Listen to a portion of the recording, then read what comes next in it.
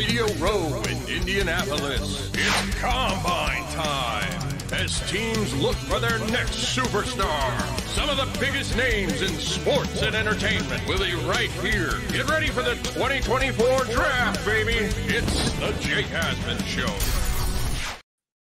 Back here at Radio Row, Jake Asman with you, and look who is joining us right now, a legend on Jets Twitter, one of the preeminent draft analysts. Now you can check him out with NBC Sports. Also does a podcast with Pro Football Focus, SNY, Badlands. You nailed it. I mean, Connor, did I get every job? You pretty much did, honestly. And we don't have to talk baseball here with the Mets pod. So you absolutely nailed it. It's good to be back. You were at spring training too, weren't you? I did a quick 2-day stop in spring God. training. And then, I mean, this is my favorite event of the year. I had to be at the Combine. So it's good to be back. We had a good time doing this at Super Bowl. So if I'm following your schedule, you did Senior Bowl. Right. You then did Radio Row in Las Vegas. Of course. And now you did spring training in between the trip down to Indy for the Combine. Yeah. And then we're here. So I had 4 trips in 5 or 6 weeks. How's the body feeling? Crazy. You know what? I don't want to jinx myself because I feel like everybody's like coughing or something, but I feel good. You know what the trick is, Jake? Real secret here. I actually have been sleeping in Indy this year. Really? Where usually it's like, okay, I'll nap for 2 hours in between nights, but sleep is going a long way. So I feel great. I'm happy to be here. And I have a long week. A lot of media leave Thursday or Friday. I ride this out until Saturday night. I love talking to all the players. It's my favorite thing I get to do at the Combine. I think I'm going to do 40 interviews this week. Wow. With a lot of different players I've been watching a long time. So I want to be in the best possible shape, ready to roll. What to you is some of like the big things you can learn from an NFL scouting combine? Obviously, like the GMs meet with agents and you get the business of football here. But from a draft perspective, what you do now for a living with NBC, what are you in particular looking to gain from being here at the Combine? I think, being here is getting to sit down with those guys and just feeling them out, what interests them, what scheme they like playing in, what some guys play multiple positions, what they like doing, really just their energy and everything like that. It's a blast. And I mean, not even to use like cliches or anything or hyperbole, but the energy of this class here, every dude I've sat down and talked to is awesome. They're so excited to be here. A lot of guys, the Combine can be intimidating. This is a big job interview. You're going through medicals. You don't know how you're going to test in this environment that they're not training in. They're training somewhere else. These guys are awesome. Great energy all around. This is a really talented class. I mean, really talented class. We know how deep it is. Quarterback, wide receiver, offensive line, on and on and on. And that's all the daytime stuff. More at nighttime. You run into people. You learn a lot of info. A lot of it is valid. I mean, a lot of things that are going to happen in the draft, a lot of what teams are thinking behind the scenes, how they're processing what they want to do in the draft. And honestly, this is where the offseason starts for the NFL and free agency as well. It's not just the draft. It's teams are finally all in this city in Indy where everything's walkable, everything's tight-knit, so trade conversations can start. There's agents here. The best thing about the Combine is sometimes the buzz and rumors that come out of it.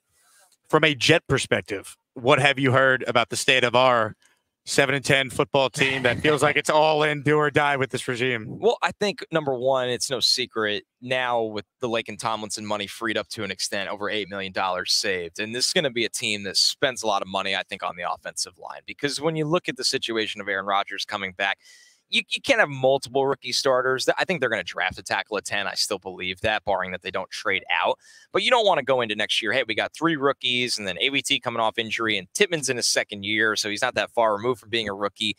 So I think the Jets come out of the gate in free agency and spend some money on the offensive line. Now, the problem is everybody wants to spend money on offensive line. You got a good guard class. Kevin Dotson's a guy that comes to mind for me. Mike Onwenu from New England, someone that's played tackle and guard. So there's a lot of good options out there, but the Jets got to add at least 1 in free agency. I'd argue you should add 2 and try to give yourself some flexibility in the draft. But I think the urgency with the Jets is key. They're going to spend money. They are going to really move some cap space around where even if they kick into more future years, they have to do it because Aaron Rodgers is not playing here in 5 years, right? He's playing here this year. We hope he plays here the following year. You need to maximize that window. So they want to build a sustainable winner. Joe Douglas does things his way. He draws a line. I think you throw a lot of that stuff out the window. I think you got to operate more with more urgency and differently. Well, even with Rodgers, right, to get that second year with him actually healthy playing, you got to win in 2024. Otherwise, this entire regime might be done. You're 100% exactly right. You got to figure out, well, what do they have to do to stick around here? I mean, the Jets got to make the playoffs next year, and I'd argue the Jets got to win a playoff game. Enough of breaking the playoff drought is key. but you also want to show yourself that you're an actual contender. You want to show everybody thought the Jets would be a contender coming into this year. And you look how the AFC shook out. At the end of the day, the Chiefs still end up on top, but a lot of it was injury related as well with the AFC. Burrow goes down. Herbert eventually went down. Aaron Rodgers went down. So the division, too, it's a good division, the AFC East. The Patriots are clearly in a rebuilding phase. The Dolphins are in a weird place where they win a lot of games, but they don't win a lot of big games. Please extend Tua. Give them $60 million a year, Miami. Right, and that might open up a window for you where you're not really afraid of them as much as you might have been. And then the Bills have Josh Allen, but to be fair to Robert Saleh and the Jets, they have given Josh Allen, they play them well. They've beaten them at MetLife the last 2 times. So I'm not saying the Jets are a lock to win the division, but why can't you look at yourself and think, hey, we could win the AFC East next year? 100%. And I guess that's where I struggle as a fan, because I want to be, I want to be critical, and I certainly am on the show. But at the same time, this was still a team. I'm not celebrating 7 wins, right? But 7-10. I mean, they weren't 2-15 like the Panthers were. This is still a top 5 defense. This is still, assuming they bring back both Morstead and Zerline, a top 5 special teams unit. If Rodgers is healthy, and that's a huge question, we all understand that, but a better backup behind them, they better at least be a playoff team and then some next year. Otherwise, there's no excuses left for this organization. It's what you've been building for, right? Really, since you traded Jamal Adams and you got that extra draft capital, right? And you've hit on some of those key picks. You have a Sauce Gardner and a Garrett Wilson and Jermaine Johnson and Breece Hall here. These windows in the NFL are not for long. They're really not. When you look at it, because you got to decide, who am I going to pay? Who are we going to let walk? And we're going to learn a lot when what they do with Bryce Huff, right, in a couple of weeks here. So I think that's the thing, too, where people get nervous. They're like, oh, we trade draft capital now or we move cap into future years. Yes, you do need to be responsible, but you also need to put your foot on the gas at some point, because you can't lose for 2 decades, right? You can't lose for 2 decades, because at the end of the day, that starts to really stick in the building. They need to get that stench out of the way. And you're right. They need to not only keep the regime in place and win by doing that, they need to keep Aaron Rodgers in place as well, because if things don't go right, where is not his focus going to be, but where's his motivation going to be as well? So I just don't think you can, there's no half measures going into this year. There's not 1 foot in, 1 foot out. I think you need to maximize every possible upgrade to the offensive line. I don't care how much it costs money-wise. And then you also need to figure out, okay, what is this pass catcher group going to look like? Because Garrett Wilson's a star, but what do we have after that? How do you view the press conference from Joe Douglas the other day? I've heard some people say, he was somber, and I look at it like, I'm not going to criticize him for being somber up there, but I think he does understand. He should understand it, that it is do or die, as we've been saying. Yeah, I think he's a human being, and I think that he understands the pressure's on. And I think to an extent, for a lot of people talking about his energy or lack thereof, when has Joe Douglas ever come out to a press conference like Rex Ryan, right? That's not his MO. The only time he shows emotion is when he's at, a competitor radio station event of mine, and he's hammered up on the stage with a former Jet quarterback. And we're going to get him, which wasn't a good thing, by the way. Yeah. And that wasn't a smart idea. No, not the best idea. No. So I think at the end of the day, that's just who he is. He's never trying to win a press conference. You're never really going to get much intel out of him in that environment. So I didn't take much away from that as well. And here's the thing.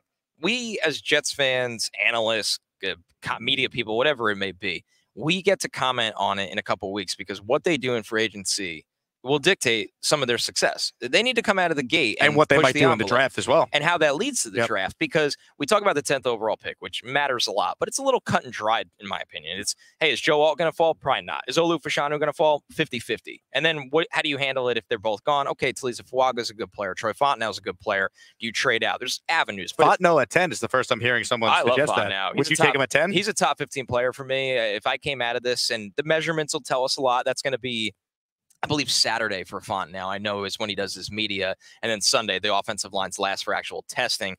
Somebody that would be in consideration to me. I mean, they took AVT when they trade up a couple of years ago pretty early, and AVT was that flex guard tackle. That's what Fontenot is as well. So I'm a little shocked nobody's even discussing the possibility. Hey, what if you traded out of 10, but only back a couple spots because those teams in the middle of round 1 want a quarterback, and there's a guy they want to jump for. But then, and Fuaga's gone, but Fontenot's there. That's even better. And maybe you get a second-round pick back, because that was leading me to the day 2 of this draft is massive. I think you need to get a starting wide receiver or a starting lineman, depending how your free agency goes, in that 3rd round. And people will be like, well, the 3rd round, it's, has a lot of variance. I mean, look at the receivers in this draft and in previous drafts. There are starting wide receivers in rounds 3 through 5 every single year. Well, only the Jets have failed to find that 2nd or 3rd round wide receiver that could be an impactful player. Right, 100%. And they need to kind of shake that off of them and kind of figure out, hey, we need to get this right. And it's a little easier now because it felt like in the second round at times, and I'm dating myself with this, but like you think back to Stephen Hill, but even you think of Denzel Mims, they would swing for the fences, but you knew the bust rate was a little scary. Devin Smith, another name. Devin Smith. In the third round, I don't think you need to do that this year. You could take a high floor guy, a guy that gets open, catches the ball. Maybe he's not a monster after the catch. Maybe he's not running 4.3. But you look at, Roman Wilson, Ladd McConkey, Ricky Pearsall, guys like that just simply know how to play the position and will be impactful right away. That's the range that I see for those guys, and I think the Jets are in really good striking range, and it's going to be a need for them. I'm not really convinced the Jets go out in free agency and give Calvin Ridley $60 million. Maybe they shock me, and maybe it's a bit of a curveball, but we go into this every year. Oh, T. Higgins, Michael Pittman, franchise tag, right? Mike Evans, is he going to leave Tampa Bay? It doesn't sound like Tampa Bay is willing to let him out the door. They said they'd go to areas they're usually not comfortable with to keep him there. So the free agent market, all of a sudden you fast forward 2 days and, now we're talking about Kendrick Bourne, Darnell Mooney, MBS. Curtis Samuel. Right. Why wouldn't you I'd be so nervous, though, Connor, because, yes, Rodgers will make everyone better. Lazard maybe could give you a little more next year, but still, you're one injury to Garrett Wilson away from needing a potential rookie to be the number 2 receiver on this team. And I think that's really fair. And it brings up the conversation of, what are they going to get out of tight ends with Aaron Rodgers? Because I think a lot of people think him and Tyler Conklin, there's a lot of upside there with Conklin and Rodgers, because Conklin was able to produce with Zach Wilson at times. And that itself is jarring and impressive. So I agree with you. It's not perfect. This is the problem when you have a lot of holes, right? You have a lot of holes and your resources are okay. The Jets have good cap space, not great. They have draft capital, but no second rounder, right? They don't have any extra picks. They have 2 in the 4th round. But so I think that's the maneuvering around the board they need to figure out, is that we have a lot of holes. We probably don't have enough resources to address them. What do we do that's creative to address them? Who's the veteran on the trade market that no one's talking about that we're going to figure out how to make the money work, and we'll trade one of those 4th round picks? That's the kind of stuff we used to see Mike Tannenbaum do this a lot, right? I mean, think of the trades: Antonio Cromartie, Santonio Holmes, Braylon Edwards. To credit Mike McCagden when he traded for Brandon Marshall when he came here. Joe Douglas needs to find that trade that he's getting value back for a player that a team is not valuing anymore, that has a lot left in the tank. Let me ask you about Brock Bowers. I know you had a chance to speak with him this week. He gave you a great quote. He did. I was shocked. Quarterbacks he'd like to play with, correct me if I'm wrong, Patrick Mahomes and Aaron Rodgers. Right to it. And I don't think he knew I was from New York unless he picked it up in my voice. And I don't really have much left of a New York accent anymore. So it was funny. We were finished up the interview, and I don't really like putting guys in that spot because they think it could be taken. Oh, he doesn't want to play with Joe Burrow or anything like that. So I really didn't even think he'd answer.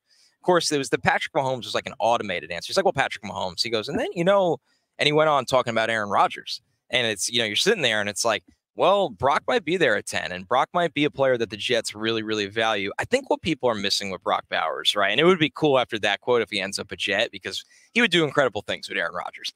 Brock Bowers played out wide. Brock Bowers played in the slot. He played in the backfield. He played in line.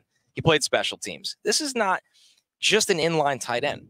He's 235 pounds or whatever it is. He really is like a George Kittle, right? But you could do so many things with him from a scheme standpoint. You could ask him to block on the move. You could throw him screens because he breaks a million tackles. I wish the Jets could figure out their offensive line for the most part in the pro market, so they have the luxury of taking a player that talented at 10. It just feels like the luxury pick was used last year on McDonald, and they're not in a position now to afford to do it again. And here's the other reason why I'd be terrified of Bowers. Nathaniel Hackett's the offensive coordinator. And we trust him to be able to put Brock Bowers in creative areas of the field to utilize his strengths. No, I think you're right. And that screams to a foundational problem with the Jets as a whole, is that you could say that about any player they take. I mean, look at we're talking every day about them drafting Joe Aldo, Lou Fashanu, Talisa Fuaga, or whatever. Those are all incredible offensive line prospects. They still need coaching and development. Do we trust Keith Carter and the offensive staff to do that? They haven't given me a reason to yet. So that's the issue that you're on into. But the Jets aren't going to change that. So that's the issue at hand when it comes down to it. And it's frustrating.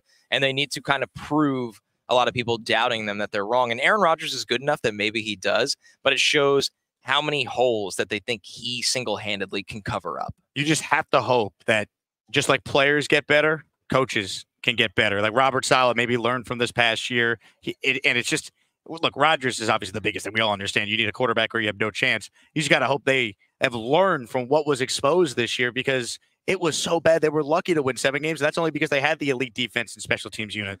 And they're going to go out and sign a backup quarterback to never find themselves in that spot again. Do you have a preference there? I would go after Brissett. I know it's very chalk pick. Everybody says that, but I don't care that the staff's familiar with Tannehill. Tannehill's body is really broken down the last couple of years. That would be a tough one.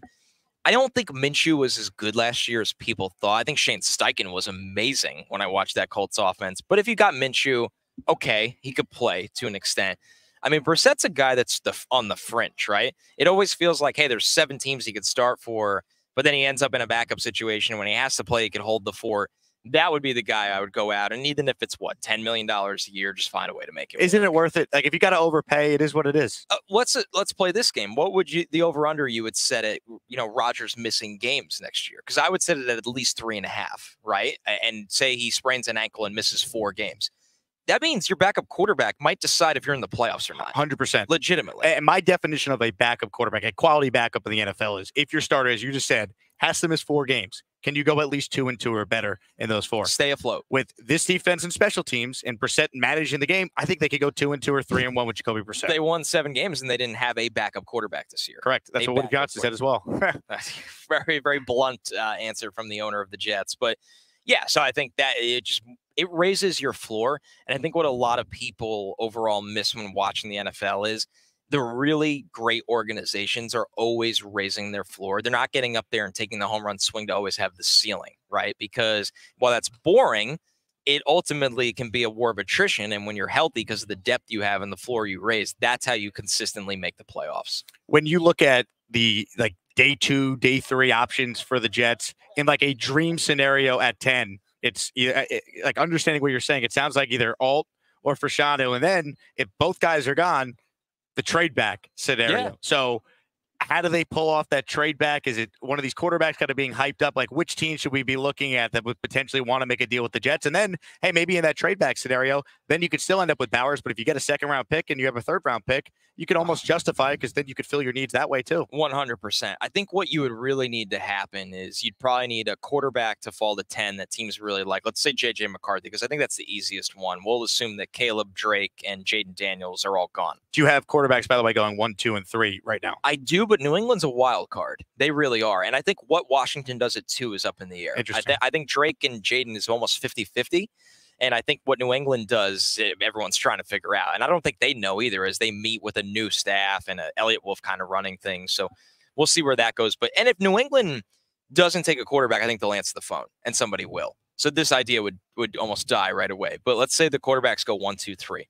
And then the Jets are in a situation where at 10, J.J. McCarthy's there, but you have that stretch. It's a stretch along the lines of, I think, Minnesota, Denver, the Raiders. I want to make sure that order's right.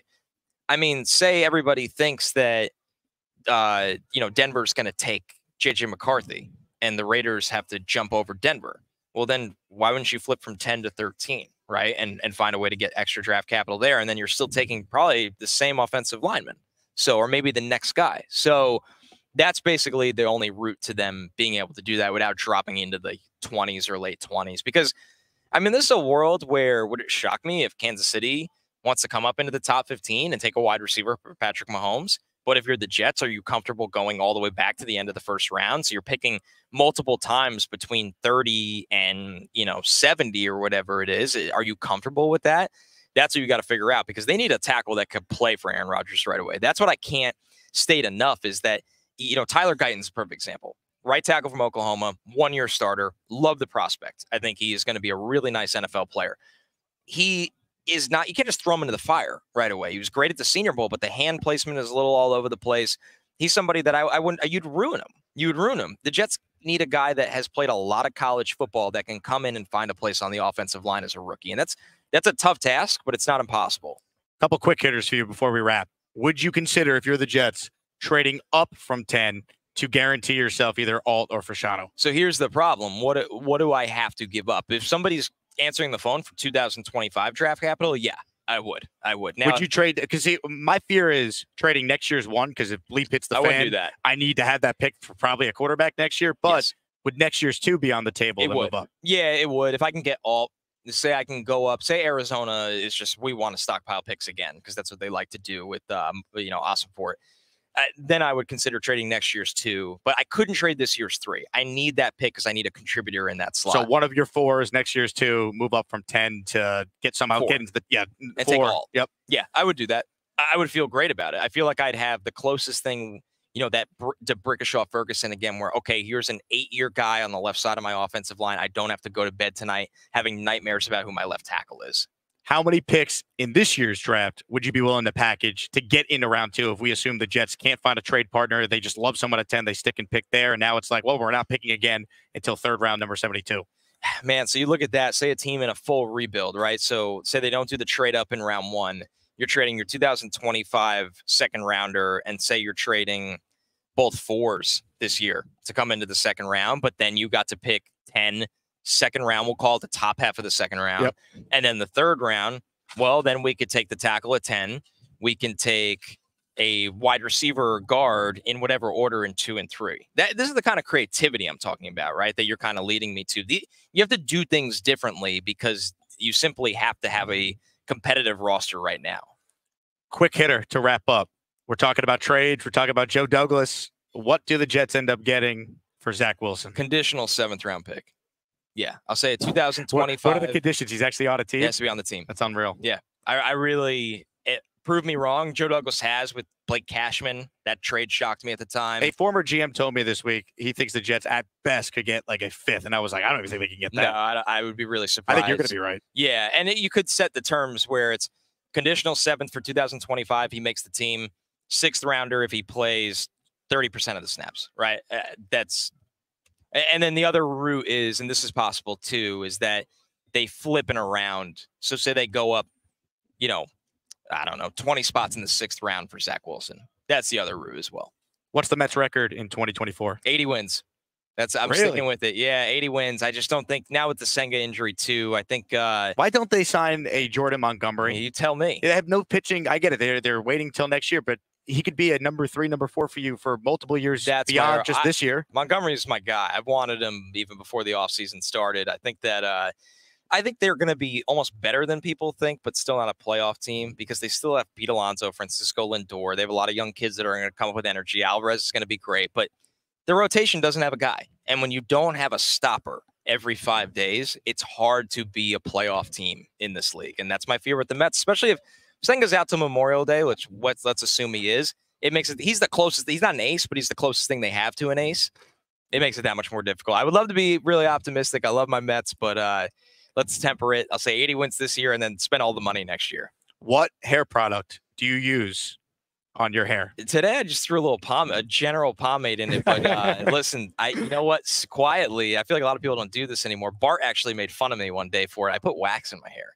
So like Really? old school, like in the orange tin wax, because it holds. And It's I'm firm. a It doesn't sweaty move. guy. Yeah. I'm a sweaty guy. So like when you're sweating under the lights, it's the only thing that holds, especially for pre and post game.